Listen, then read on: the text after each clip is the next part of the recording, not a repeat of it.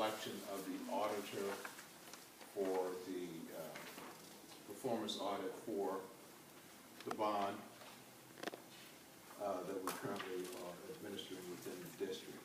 And what had happened was, originally, I had a death in the family, lost a son, and I was only able to interview TSS. And so, to be fair in the process, at the school board meeting, we agreed that let's re-interview both TSS and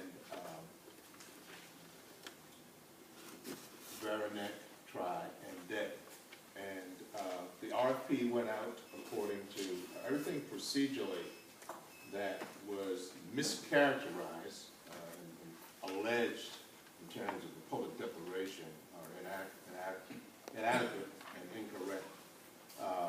Work with staff, Martin Coyne, CPA for the district, to adhere to this process. The RFP was looked at. The RFP was sent out. We got 3 responses. One was too low. They dropped out, and we were left with the 11-year auditor of our performance audits, TSS. And I'd like to thank TSS for their 11 years of diligent work. The other one that I mentioned also came in. So on to balance and be fair and be honest and above board, we took the school board's advice, and on Monday we interviewed Verity. And today we had TSS in-house. It was a diverse committee, committee of school board staff and construction staff, and those that audit responsibilities, as well as myself. The questioning was not biased. The questioning was fair. There was no attempt to go on the record to question the 11-year record and performance of TSS, but to basically have the Bond Citizens Oversight Committee's best interest at heart. The committee had a scoring sheet, and that scoring sheet gave them the ability to score each of the prospective, the existing TSS and the new client on a scale of 1 to 10.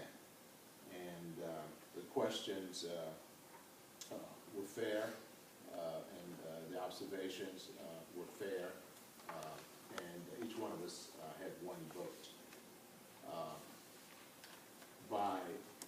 And let me go to the question of scope, because I think it's important that this August committee is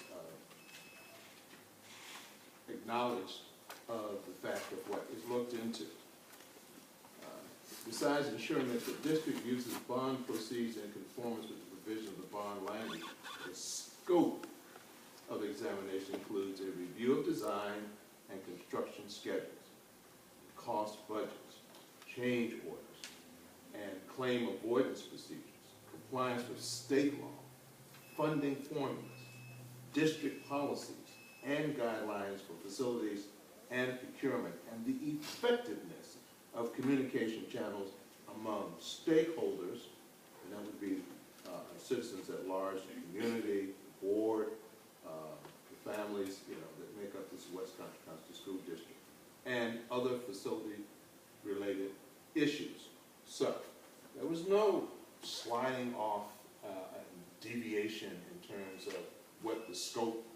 TSS has performed that scope, and they've done it for 11 years. And the committee took a look at the questions. There were 6 questions that were provided to them. You start out with their capacity, and then you work your way through their experience and why they feel they should be the auditor that is selected, and they get a chance to state their case. And the questions that I added to once the 6 questions were asked in terms of this committee were the scope of the estimator regarding change orders and bids, the scope of cash flow analysis, are we budgeting versus availability, and the scope of the Primavera project planner software with the master scheduler, which was 2 years behind for a while there, tied and linked to the district's financial software. And the reason for that is because there was an old system that was replaced by Primavera, and if you couple the new system of Primavera with the robustness of the district's financial software, the district can begin to have a tool that can vet cost. They can vet it. You see some of it, for example, tonight in the loan, which has a 5% threshold, and then you get to 8% in terms of that. Now, that's an immediate thing that jumps out. Committee members, have done a great job in calling that into question, because they've done a good job on the other projects, but you wonder why this particular one. That's why I prompted the question of, did you demo it and then start from the ground up? We don't know whether there was an environmental land scan that was done to make sure that, there's not a problem, with the soils and things of that nature and other things like that. But there are precautions that you take. So the committee was very dynamic in its questioning. It was fair in its questioning. It followed the rules to get the parties to us for the assessment. By unanimous vote, I only had one vote. By unanimous vote, this committee decided that a change was warranted. A new set of eyes needed. That's just, I'm quoting you their language, was needed. On the finance audits, the state requires that after 6 years, you make a change. But as to the performance audit, they serve at the pleasure of the decision makers, and it can go on as long as parties are served and acknowledged and pleased in terms of results. So this evening, and we will add one aspect to the audit, is that an audit interview and an audit exit interview will be conducted, and their costs have a slight fluctuation to it, and we will decide what needs to be looked at in addition to the scope that I gave you in terms of. And I think one thing that the public should be aware of is the fact that the cost related to these projects always start with a budget and proceed. One thing the district has to be careful of is the availability of bond funds for its scope methodology in terms of the school. The schools are beautiful. They're built to last. They should be 50 to 75 years if they're done well. And I think Maggie and her staff are attempting to do that. But the cost factor is one thing in terms of the cash flow, that we want to make sure that the proficiency of spending taxpayers' dollar is in the most effective way that can be done.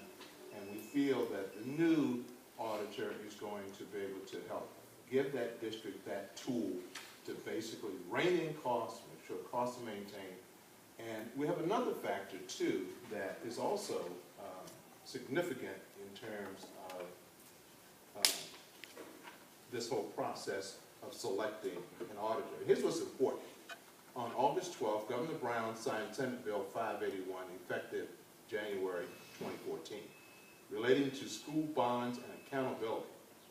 SB 581 requires that the governing board of a school district provides its CBOC, that's us, with responses within 3 months to any finding, recommendation, or concern addressed in the annual independent performance audit and financial audit. So accountability is now come into play. Citizens want to know, when you audit, what are the exceptions, how they're being addressed.